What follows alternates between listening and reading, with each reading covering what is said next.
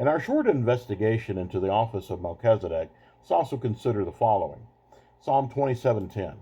When my father and my mother forsake me, then the Lord will take me up. Just who are our mother and father in this metaphorical case? Are they really our natural parents only? 1 Timothy 5:1-2. Do not rebuke an elder, but entreat him as a father, and the younger men as brethren. The elder women, mature women in the church, as mothers, the younger as sisters with all purity. These are spiritual parents I'm talking about, as I've already suggested, for pastoral roles, rather than, of course, dictatorship roles. Now let's connect all this with Ephesians 5, verses 25-32. Husbands, love your wives, even as Christ also loved the church and gave himself for it. Let's quickly jump to verse 28. This is just a summary. So ought men to love their wives as their own bodies. He that loves his wife loves himself.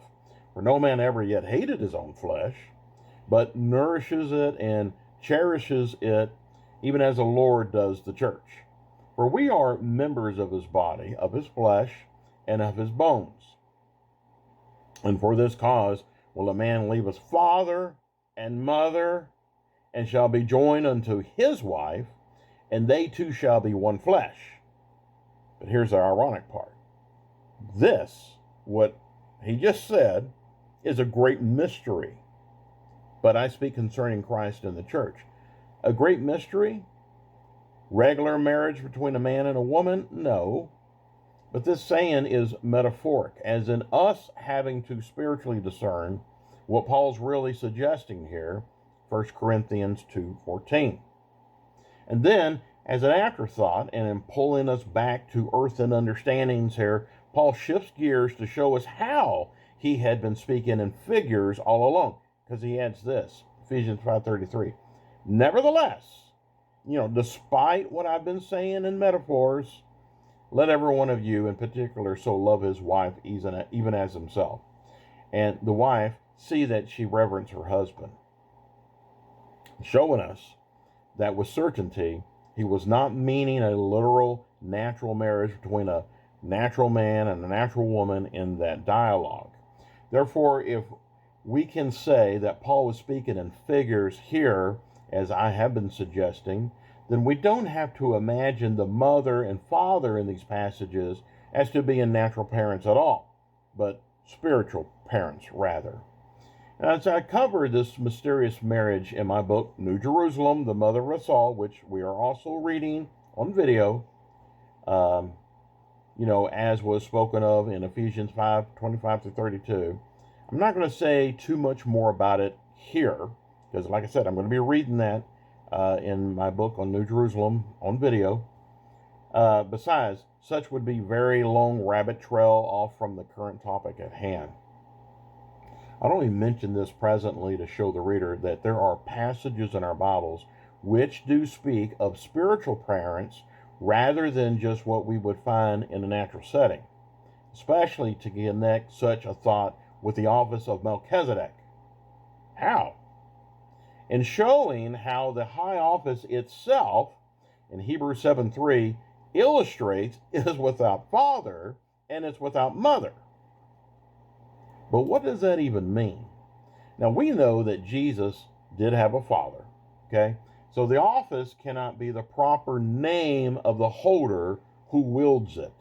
Let me skip over to that explanatory note real quickly. The office cannot be the proper name of the holder who wields it. Wow, I sure like sneaking up and throwing in these curveballs, don't I? Cannot Melchizedek be a proper name of an actual person? That is, a person who had shown up in the book of Genesis and spoke with Abraham. We see him do that in Genesis 14, verse 18. Now, I'm going to declare with boldness that this is not, nor was it ever, the proper name of any person, but is, as the Bible suggests, an office title, an order, a priesthood, as we see in Psalms 110:4, Hebrews 5:6, Hebrews 5:10, 6:20, 7:11, 7:17, and 7:21. If that's the case, then just who was it that had shown up to meet Abraham? As I'm going to illustrate in my upcoming book on Melchisedec, the priesthood of an everlasting order, and of which book we're just mentioning here, I'm going to get blasted by some people because I'm going to admit I was snickering away as I was typing it in the book here. I'm not going to give any sufficient proof of my theory here because I'm going to have a lot of fun doing this in my upcoming book. This man who met Abraham in the book of Genesis was none other than Jesus himself. Now, I do believe that to be the case. Besides, what natural man could a being who is no less than a God, whom even the Father had declared a God in Hebrews 1:8, who could he take an office from? Aaron, Levi, those were mere natural men. Hebrews 7:11 through 12. If, therefore, perfection were by the Levitical priesthood, for under it the people received the law, what further need was there of another priest that should arise after the order of Melchizedek, and not be called after the order of Aaron? For the priesthood being changed, from Aaron and Levi to Melchizedek, there is now also made of necessity a change also of the law, from that of Moses to that of Christ. No, Jesus did not adopt their priesthood. Honestly, why should Jesus obtain a priesthood that was designed for fleshly man anyway? Hebrews 7:4. Now consider how great this man was, Melchizedek. I got a subnote coming up by why it called him a man here. Unto whom even the patriarch Abraham gave a tenth of the spoils to. Now during those days, that is, during Abraham's days, there was no greater man than Abraham upon the earth. Okay, there just wasn't. That is, he was the greatest of all earthen inhabitants, for he had received God's blessings. Genesis 12:1 through 3. Now the Lord had said unto Abram, Abraham, as he's, we see this in Genesis 17:5, get you out of your country and from your kindred and from your father's house unto a land that I'm going to show you. And I will make of you a great nation, and I will bless you and make your name great, and you shall be a blessing. And I will bless them that bless you and curse them that curse you. And in you shall all families of the earth be blessed. I mean, this man was great. And yet, out of seemingly nowhere, comes another man greater than him from a pre-Jerusalem city, Salam, Genesis 14:18, an area that was promised to Abraham to be the patriarch of. No, my friends, this was no mere man. Now, speaking of man, this is our subnote here for man. Let's not let this King James Version term man distract us from the truth of all this. It may seem silly for me to point this out, but there are many who are going to snag onto this one word. Since it said man, must we therefore conclude that this was a natural man? No. This was no mere natural man. Then God is an actual person. As it says in Job 13:7 through 8, will you accept his person? That is, he's not a natural person, even though he is a real being. Or no more than two beings were natural men who spoke with the apostles at Jesus' ascension. Acts 1:10. Two men stood by them in white apparel. Just some guys from Jerusalem walked over there. No. No more than the fourth man in the fiery furnace was an actual man. Daniel 3:25. I see four men loose. The form of the fourth is like the Son of God, which it was, Jesus. No more than the risen Christ is a natural man, as it says in Romans 5:15b, which is by one man, Jesus Christ. And 1 Timothy 2:5, one mediator between God and men, the man, Christ Jesus.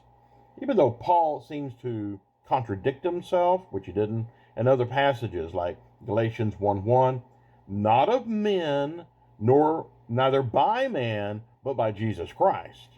And 1:12, For I neither received it of man, neither was I taught it by man, but by the revelation of Jesus Christ, by declaring with boldness that Jesus was not a man, or isn't a man now. I mean, he was a man while he was on earth, okay? Let's not get this confused. I'm talking about when he rose from the tomb and when he went to sit at the right-hand side of the Father. He was not a man, no more than before he came to earth to be a natural man.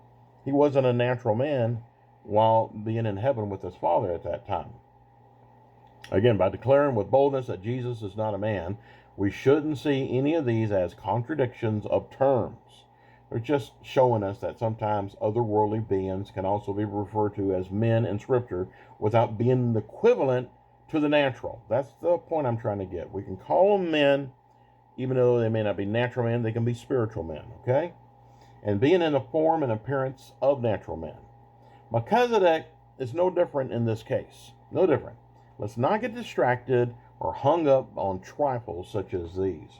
Now let's go back to the main part of the book. The office itself of Melchizedek illustrates that it is without father and without mother, as it says in Hebrews 7:3. But what does that even mean? We know that Jesus had a father, so the office cannot be the proper name of the holder who wields it. So therefore, we have to understand that not only did the office itself not have a beginning, it's not going to have an ending either, but also that it has no mother or father attached to it, illustrating, in my estimation, that one cannot find such an office for themselves until they are then separated from both of their spiritual mother and spiritual father. That is, until they can grow up and become adults themselves without further training or tutoring from them as a headship over them. Of course, what I'm suggesting here, as I'm going to say this again, is when a person finally grows up, they'll leave their spiritual parents, their ministry, i.e. the ministry from which they were reared, even though not always away from that same church building, but away from having them as their headship, is what I'm saying. And we'll be able to finally meet and embrace Melchizedek, a priesthood that's only available for adults to be a part of. It's also an entrance unto the second heaven. I say this, it's only for adults to be a part of, because before they grow up and are able to be a man and woman on their own, they're under the priesthood of the church that they're under. You see what I'm saying? It's a lot to think about there. It also is an entrance unto the second heaven, which heaven I spoke of, and in some detail in my books, In the Beginning and New Jerusalem.